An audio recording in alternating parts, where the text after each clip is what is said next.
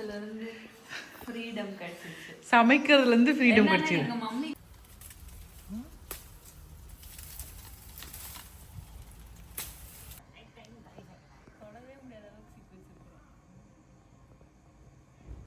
கவர்மெண்ட்டே லீவ் விட்டா கூட நமக்கு லீவ் கிடையாதுடா. ஏண்டா அதுக்கு தான் 2 பேரும் வந்து உட்காந்துக்கிட்டு வேடிக்கை பார்த்துட்டு இருக்கிறாங்க. என்னடா புழு இருக்குதா இல்லையா அப்படின்ட்டு. இந்த 2 டேஸ் வந்து என்னோட வேலை தான். வீடு கூட்டுறதுலேருந்து விலைக்கு விடுறதுலேருந்து தமிழ் சேர்றதுலேருந்து என் வேலை தான். அரைச்சாச்சு. இப்போ வந்து நம்ம இதை ஊற்றிடலாம். சப்பாத்தி.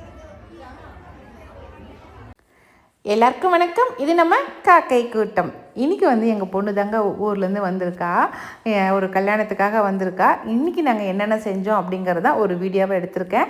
வாங்க எங்கள் பொண்ணோட சேர்ந்து இன்றைக்கி என்னென்ன பண்ணங்கிறத பார்க்கலாம். இன்றைக்கி லஞ்சுக்கு வந்து சாப்பிட்ற மாதிரி தான் வந்திருந்தாங்க. காலையிலேயே அவங்க வீட்டுக்கு வந்துட்டா. அதுக்கப்புறம் மதிய சாப்பாட்டுக்கு நம்ம வீட்டுக்கு வந்தால் நம்ம சேலம் முள்ளு கத்திரிக்காயில் பொரியல் பண்ணியிருந்தேன். சுண்டக்காய் குழம்பு வச்சு ரசம் வச்சு அதுக்கப்புறம் சாப்பாடு செஞ்சுருந்தேங்க. இன்னும் ஒரு வாரத்துக்கு நம்ம கூட தான் இருக்க போகிறாங்க. இன்னைக்கு வந்து 1 மாதம் ஆச்சு வந்து என் கையால் சாப்பிட்டு இன்னைக்கு தான் சாப்பிட்றா. சமைக்கிறதுலேருந்து ஃப்ரீடம் கிடைச்சிது. எங்கள் மம்மிக்கு தான் அப்படி எந்த ஃப்ரீடமும் இல்லை. எல்லா நாள் யார் வந்தாலும் போனாலும் தான் தான் சமைக்கணும். நான் ஒரு நாள் உனக்கு சமைச்சு கொடுக்க முடியுமா? சரி பார்க்கலாம். எதுக்கு ஒரு நாள் நீங்கள் நைட்டே சமைக்கலாம்? இன்னைக்கு நைட் நான் இருக்க மாட்டேன், எங்கள் வீட்டுக்கு போயிடுவேன். அதனால் இன்றைக்கி வந்து வினிஷா வந்து இன்னும் 1 வாரத்துக்கு ஃப்ரீயாக பழையபடி தூங்க போகிறா, சாப்பிட போகிறா, தூங்க போகிறா. அதை நினச்சி அவளுக்கு ரொம்ப சந்தோஷமாக இருக்குது. டைமுக்கு சூஸு, டைமுக்கு சாப்பாடு. ஐயோ எவ்வளோ பெரிய வாழ்க்கை. நான் சீரியஸாக கல்யாணத்துக்கு அப்புறம் தான் ரொம்ப ஃபீல் பண்ணேன். தெரிய வந்தது அது.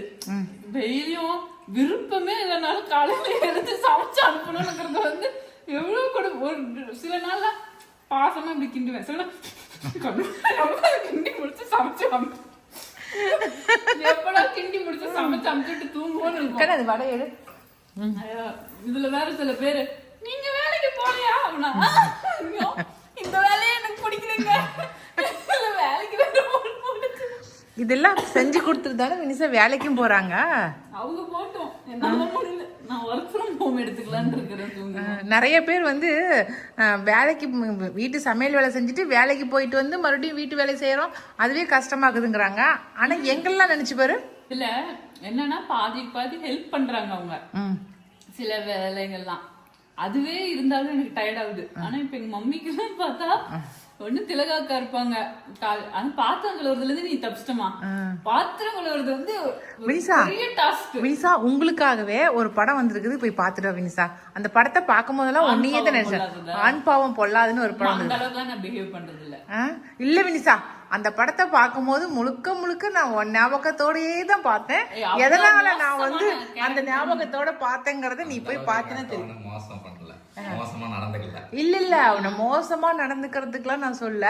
நீங்க வந்து வீட்டுல வந்து ஹஸ்பண்ட் வந்து எல்லா வேலை செய்யறதுக்கு ஷேர் பண்ணிக்கணும் அப்படின்னு நீங்க எல்லாருமே தப்பா நினைச்சுக்கிறீங்க. அந்த ஷேரிங் அப்படிங்கறது வந்து வீட்டு வேலை செய்யறது ஒன்றும் ஷேரிங் கிடையாது. நம்ம வாழ்க்கையில நம்ம வரவு செலவுல ஷேரிங் பண்ணிக்கிறதா வந்து அது என்ன அதுக்கு சொல்லுவாங்க பேரு.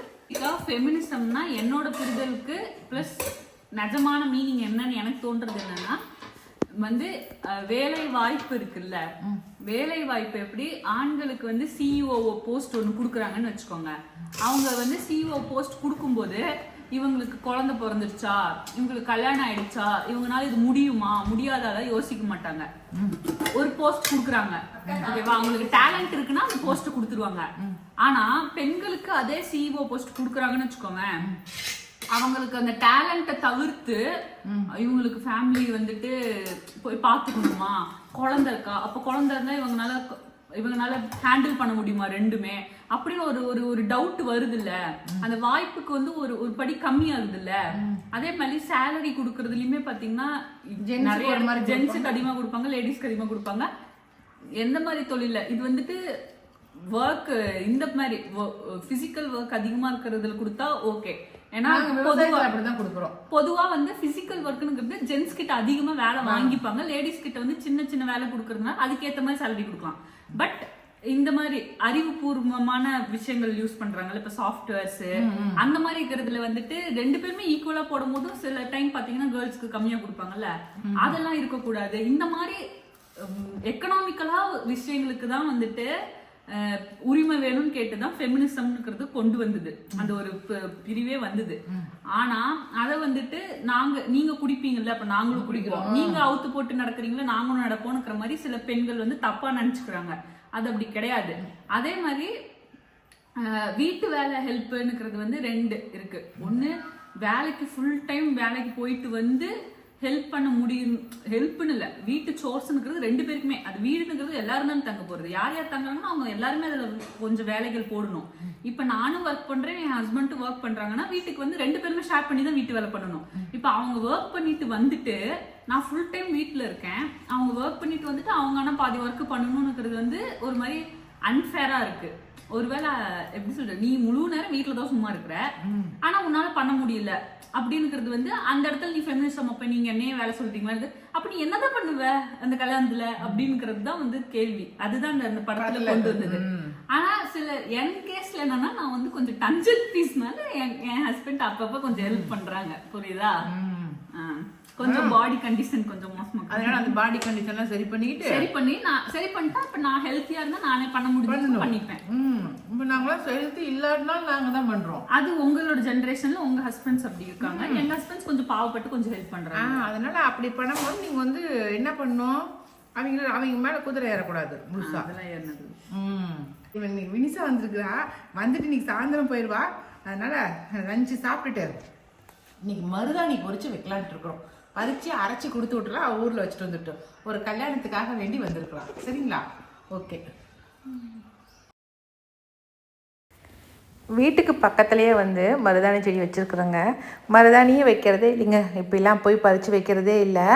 அதனால் சரி விட்டுட்டேன் நான். இப்போ போய் பார்த்தா செடி அப்படியே படர்ந்து போய் அது மேலே ஏகப்பட்ட செடிங்க படர்ந்து போய் கிடந்துச்சு. கொஞ்சம் மருதாணி பறிக்க போயிட்டு இருக்கிற செடிங்க எல்லாத்தையும் வெட்டி விட்டுட்டு வந்தேன். இதுக்கப்புறம் தான் ஒரு நாளைக்கு தாத்தாவை கூட்டிகிட்டு போய் அந்த இடத்தையே கொஞ்சம் சுத்தம் பண்ணி விடணுங்க. எல்லாம் புதராக கட்டி போச்சு அப்படியே. இனி வரட்டும், இந்த மழை காலமெல்லாம் முடிஞ்சதுக்கப்புறம் வெட்டி விடலாம் அப்படின்ட்டு இருக்கேன். இருக்கிற கொஞ்சம் மருதாணி மட்டும் கட் பண்ணி எடுத்துகிட்டு வந்துட்டேன். இப்போ ரொம்ப ட்ரெண்டிங்கில் இருக்கிற அந்த சிகப்பு கலர் பூ பூக்குது இல்லைங்களா மருதாணி, அந்த செடியுமே நல்லா வளர்ந்துருச்சுங்க. ஒரு இடத்துல ரோட்டில் இருந்துச்சுன்னு சொல்லி கட் பண்ணி நம்ம கொண்டு வந்து வச்சோம் இல்லைங்களா, அதில் 3 பதியம் போட்டேன், அதில் ஒரு பதியம் நல்லா வந்துருச்சு. இப்போ கூட அந்த செடி கொஞ்சம் நல்லா உயரமாக வரட்டும், பூ பூத்ததுக்கப்புறம் காட்டலாம் அப்படின்ட்டு வச்சுருக்கேன். பூ பூக்கட்டும். சாயந்தரம் ஆயிடுச்சுங்க. மருதாணியுமே அரைச்சி நல்லா ஒரு பாக்ஸில் போட்டு எடுத்து வச்சுட்டேன். தலைமுடியெல்லாம் சிக்கெடுத்து ஜடை பின்னிட்டு போயிடுறேன். அப்போ தான் வந்து நான் கல்யாணத்துக்கு வரும்போது தலை பின்னிட்டு வரத்துக்கு ஈஸியாக இருக்குமா அப்படின்னா. கல்யாணத்துக்கு இன்னும் 2 நாள் இருக்குங்க. அதனால் 2 நாள் போய் அங்கே இருந்துட்டு அப்படியே நேராக அவங்கள கூட்டிக்கிட்டு நான் கல்யாணத்துக்கு வந்துடுறேன் அப்படின்னு சொல்லிட்டு கிளம்பிட்டா. சனிக்கிழமை காலையில் திடீர்னு வந்து ஸ்கூல் லீவ் விட்டுட்டாங்க இல்லைங்களா, அதனால் வந்து விகாஸ் தம்பியை ஏத்தாப்பூருக்கு கூட்டிகிட்டு போகலான்னு சொல்லிட்டு கிளம்பிட்டோம். ஏன்னா தம்பி மாலை போட்டிருக்கான் இல்லைங்களா, அதனால் விகாஸை கூட்டிகிட்டு போய் ஐயா கிட்ட காட்டிட்டு வரலாம் அப்படிங்கிறதுக்காக கூட்டிகிட்டு போனோம்.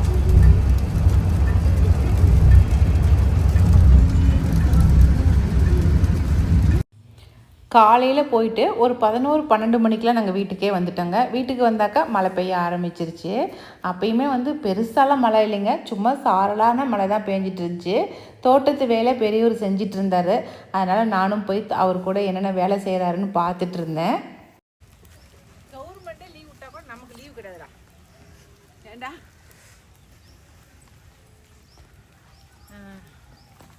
இன்னைக்கு வந்து ஒரு முக்கியமான வேலை பண்ணிட்டு இருக்கிறோம் நாங்கள். இன்றைக்கி எல்லாம் பொறுக்கியாச்சு கிடக்கிறது எல்லாத்தையும். நாங்கள் ஐயா வீட்டுக்கு போயிட்டு வந்தோம் இல்லைங்களா, போயிட்டு வந்து அங்கே பேலூர் அந்த சைடு தானே, வாழப்பாடி சைடு தானே, அங்கே வெத்தலை கொடி ரொம்ப ஃபேமஸுங்க. அங்கே பாக்கு மரத்துக்குலாம் வெத்தலை கொடி ஏற்றுவாங்க. அதனால் வெத்தலை வந்து வைக்கலான்ட்டு ஐயா வீட்டிலேருந்து 2 வெத்தலை கொடி பிடிச்சிட்டு வந்துக்கிறேன். ஏற்கனவே வச்சுருந்தேன், வெயிலுக்கு செத்து போச்சு. இந்த ட்ரிப் வீட்டுக்கு பின்னாடி சைடு வைக்கலான்னு சொல்லி கொண்டு வந்திருக்கேன். முன்னாடி சைடு வெயிலான வெயிலுங்க, அதான் வந்து வைக்க முடியல. அப்புறம் அப்பக்கோவை, இது கிழங்கு தான் வச்சா வரும்னு சொல்லுவாங்க.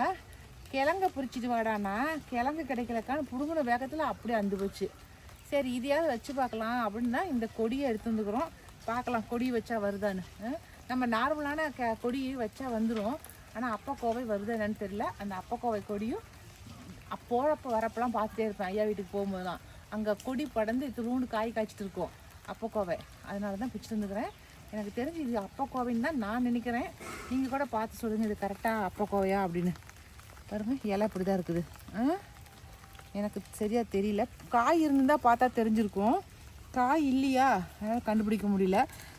பார்த்த ஞாபகத்தை வச்சு பறிச்சுட்டு வந்துட்டேன். இல்லை நார்மல் கோவக்காய்னா திட்டுவாங்க, நம்ம வீட்லேயே வளர்ந்து கிடக்குது எதுக்கடி அதை திட்டு வந்து அப்படின்னு. இது ஒரு பக்கத்தில் வேலி ஓரத்தில் நட்டு வச்சு பார்க்கலாம். இன்றைக்கி அதுதான் இன்றைக்கி மெயினாக வாங்க பார்க்கலாம். இது என்ன வேலைன்னா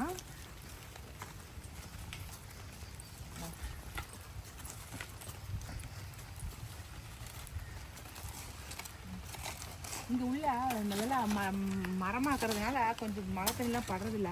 அதனால தான் இன்றைக்கி செஞ்சுட்ருக்காரு. இந்த அரை நேரத்தோடு வீட்டுக்கு அனுப்பிச்சி விட்ருணும். ஏன்னா மழை புயல் வருதுன்னு இருக்காங்கல்ல. அதனால் இதெல்லாம் சுற்றியும் பாருங்கள், சுற்றியும் நான் காய் நிறையா வருது ஆனால் பறிக்கவே முடியறதில்ல.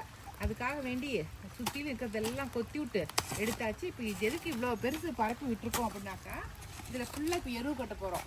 மாமரத்தெல்லாம் வெட்டணும் இல்லைங்களா, கட் பண்ணி விட்டோம் இல்லையா, கவாத்து பண்ணோம் இல்லையா, அதுக்கு எல்லாம் இப்போ எருவு வைக்கணும். இந்த மாதம் எருவு வச்ச மாதிரி தான் அடுத்து வந்து ஏப்ரல் மேல வந்து அது காய் காய்க்கும் போது அதுக்கு தேவையான ஊட்டச்சத்துலாம் கிடைக்கும். அதனால் இப்போ மழை டைமில் வச்சிட்டோமாக்கா மழைக்கு நல்லா ஊறி அதுக்கு தேவையான சத்துக்கள் கிடைக்கும்.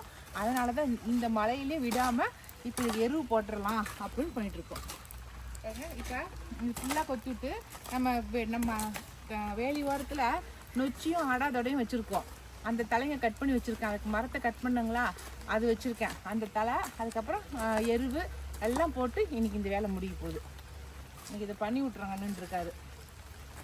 பண்ணி நல்லா நிறக்க தண்ணி விட்டுட்டோமா போதும். மழை வந்துச்சுனாலே போதும். அதுக்கப்புறம் நல்லா கொஞ்சம் இதுக்கு தேவையான சத்துக்கள்லாம் கிடைச்சிடும். சரியா?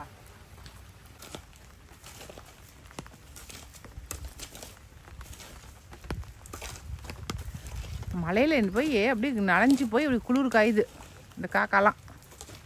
பாரு எப்படி ஈரமாக போச்சு பேர் உடம்பெல்லாம்.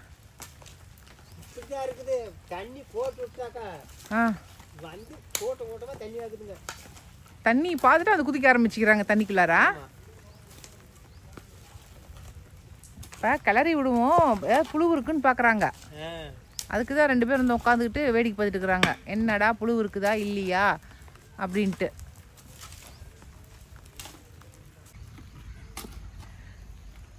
இப்போ எருவு அள்ளிட்டு வந்துட்டோங்க. இந்த வண்டியிலே ஒரு 2 வண்டி அளவுக்கு எருவு கொட்டலான்ட்டு இருக்கோம். நம்ம அத்தி மரத்தை ரெடி பண்ணியாச்சு. சுற்றிலையும் பாருங்கள் நல்லா கொத்தி விட்டாச்சு.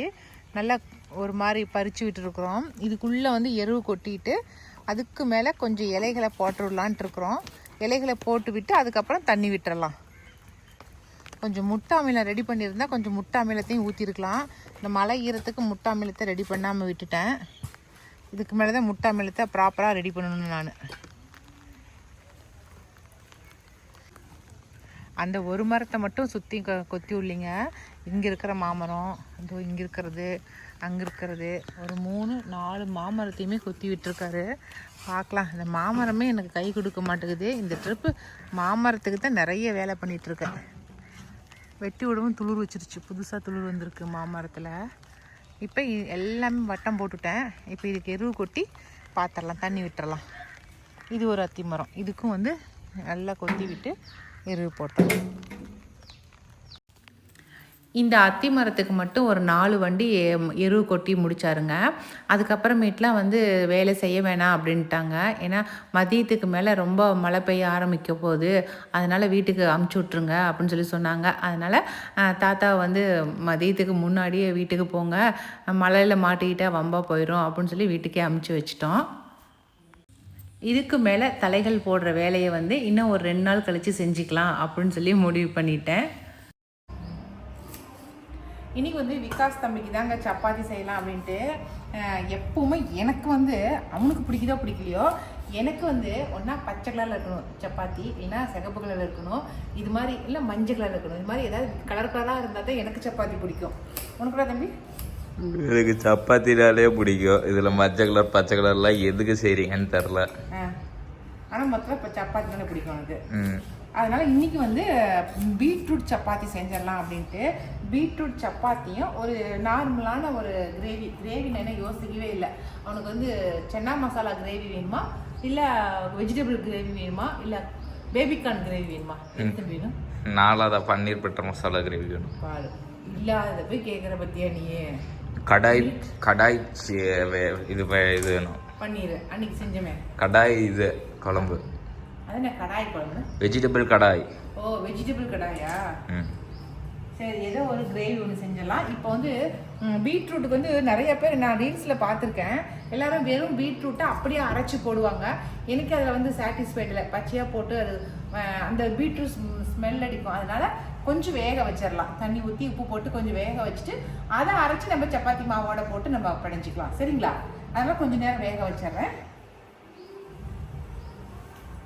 இது வந்து நைட்டுக்கு செய்யறதுக்கு இப்போ சாயந்தரமே செய்ய ஆரம்பிச்சிட்டாங்க. ஆமாம், ஏன்னா இன்னைக்கு நைட்டு வந்து ஒரு கல்யாணத்துக்கு போகலாம் அப்படின்ட்டு. ஏன்னா சாமி வந்து மாலை போட்டுக்கிறதுனால நாங்கள் யாருமே கல்யாண வீட்டில் சாப்பிடக்கூடாது இல்லைங்களா? அதனால இப்போ வந்து சும்மா அட்டன் மட்டும் பண்ணிட்டு வந்துடலாம் அப்படின்ட்டு விகாஸ் தம்பிக்கு இங்கேயும் செஞ்சு வச்சுட்டு போயிடலாம் அப்படின்ட்டு இருக்கேன். சரிங்களா? நிறைய பேர் வந்து மாலை போட்டால் இது செய்யக்கூடாது அது செய்யக்கூடாதுன்னு சொல்லி நிறைய பேர் சொன்னீங்க. அதெல்லாம் நீங்கள் சொன்னதுக்கப்புறம் தான் எனக்கே தெரியும். ஏன்னா எங்கள் வீட்டுக்காரர் மாலை போட்டு கிட்டத்தட்ட 15 வருஷத்துக்கு மேலே ஆகிப்போச்சு. அதனால் நாங்கள் அந்த மாதிரிலாம் செஞ்சேன். ஞாபகமே இல்லை எனக்கு என்ன செய்யணும் என்ன செய்யக்கூடாது அப்படிங்கிறது. இப்போ நீங்கள் சொன்னதுக்கப்புறம் தான் நான் தெரிஞ்சுக்கிட்டேன். இதுக்கு மேலே நீங்கள் சொன்னதை வச்சு ஃபாலோ பண்ணிக்கிறோம். ஓகே? நிறைய பேர் சுரக்காய் சாப்பிடக்கூடாதுன்னு சொன்னீங்க. Okay, done. இனிமேல் சுரக்காய் கொடுக்கல. அப்புறம் பூண்டு வெங்காயம் சேர்த்தக்கூடாதுன்னு சொல்லியிருக்கீங்க. அது நான் ட்ரை பண்ணுறேன். ஓகே? ஏன்னா நாங்கள் எந்த சமையல்லையும் பூண்டும் வெங்காயம் சேர்த்தாம செஞ்சது கிடையாது. ஆனால் இதுக்கு மேலே அவனுக்கு மட்டும் பருப்பு கடைச்சி கொடுத்தலாம். என்ன தம்பி?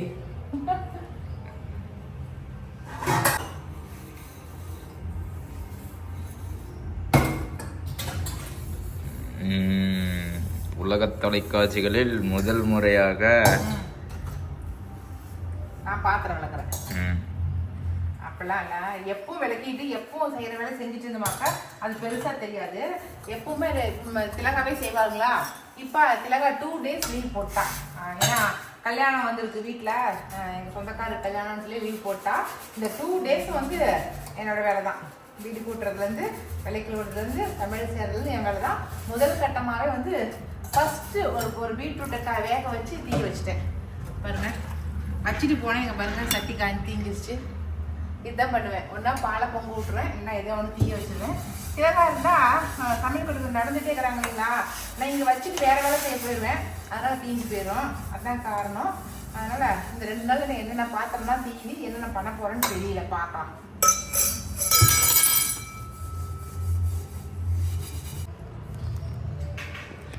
சூப்பராக வந்து பீட்ரூட்டை வந்து வேக வச்சுட்டாங்க. பீட்ரூட் கூட வந்து நம்ம கொஞ்சம் சீரகம், அதுக்கப்புறம் வரமிளகா போட்டுக்கலாம் காரத்துக்கு. ஏன்னா சிகப்பாக இருக்கிறதுனால நம்ம வரமிளகா போட்டுக்கலாம். கூட வந்து பூண்டு இல்லைன்னா இஞ்சி ஏதோ ஒன்று சேர்த்திக்குவாங்க. நம்ம விகாஸ் தம்பிக்கு அரைக்கிறதுனால நம்ம அதெல்லாம் சேர்த்தாமல் சும்மா சீரகம் வரமிளகா உப்பு மட்டும் போட்டு அரைச்சிக்கலாம். நம்ம இதை அரைச்சி பேஸ்ட்டாக பண்ணிவிட்டு அப்படியே நம்ம வந்து இது கூட கோதுமை மாவு கூட போட்டு பிணைகிறது தாங்க. ரொம்ப ஈஸியானது, கலராக இருக்கும். அவ்வளோதான். பாருங்கள், நல்லா அரைச்சிட்டேன். நல்லா நைஸாக அரைச்சாச்சு. இப்போ வந்து நம்ம இதை ஊற்றிடலாம். சப்பாத்தி மாவு பண்ணி போகிறோம் இல்லைங்களா? அதனால் இதில் ஊற்றிக்கலாம். கொஞ்சம் தண்ணி ஊற்றி கூட ஊற்றி விட்டுலாம்.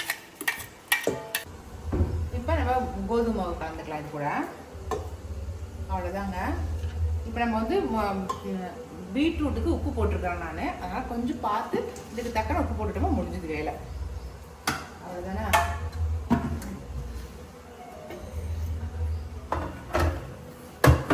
கொண்டா. நம்ம கையில் படையிற வேலை நமக்கு ஆகிறதே இல்லை. அதனால் மேக்ஸிமம் நம்ம இதிலே போட்டு பிழைஞ்சிக்கலாம். போய்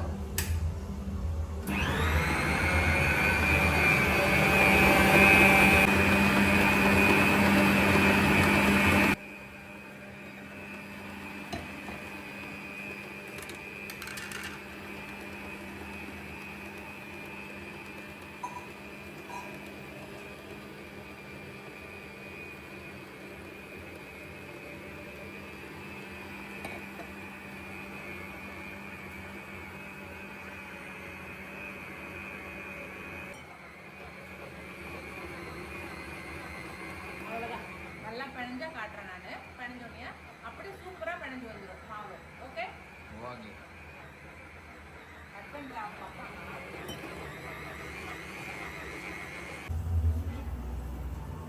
பயந்து போயிட்டேன். விகாஸ் தம்பி வீட்டில் இருக்கிறதுனால எதுவும் ஸ்நாக்ஸ்லாம் சாப்பிடக்கூடாது இல்லைங்களா, அதனால் என்ன செஞ்சு சாப்பிட்றான்னாக்கா ஃப்ரெஞ்ச் ஃப்ரைஸ். கரெக்டாடா? நல்லா உருளைக்கிழங்க 2 ட்ரிப்பு பொரிச்சு உப்பு மிளகாத்தூள் போட்டு அப்படியே சாப்பிட வேண்டியது தான். அதுதான் செய்கிறாரு, அவரே செய்கிறாரு. சப்பாத்திக்கு மாவு பண்ணிச்சாச்சு. நம்ம பக்கத்து வீட்லேயே வந்து ஒரு நிச்சயதார்த்தம் நடக்குது, அதனால அதுக்கு நாங்கள் போயிட்டு வந்து அதுக்கப்புறம் நான் வீடியோ கண்டினியூ பண்ணுறேன். ஓகே, பாய். வாங்கலாம்.